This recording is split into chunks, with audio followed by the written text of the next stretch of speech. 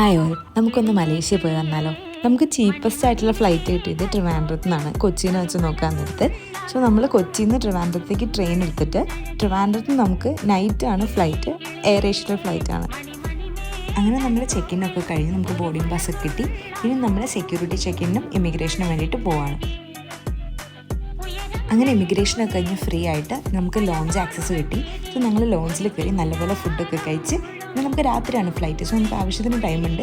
So ഞങ്ങൾ അതിനെ കുറച്ച് നേരം ചില്ല് ചെയ്ത് റിലാക്സ് ചെയ്തു. അങ്ങനെ നമ്മുടെ ബോർഡിങ്ങിൻ്റെ ടൈമായി. സോ നമ്മുടെ എയർ ഏഷ്യയുടെ ഫ്ലൈറ്റാണ്. സോ ഇതാണ് നമ്മുടെ ഫ്ലൈറ്റ്. നമ്മുടെ ഫ്ലൈറ്റിൽ കയറി നമുക്ക് എല്ലാവർക്കും 4 സീറ്റായിട്ടാണ്, സെപ്പറേറ്റ് സീറ്റ്സാണ് കിട്ടിയത്.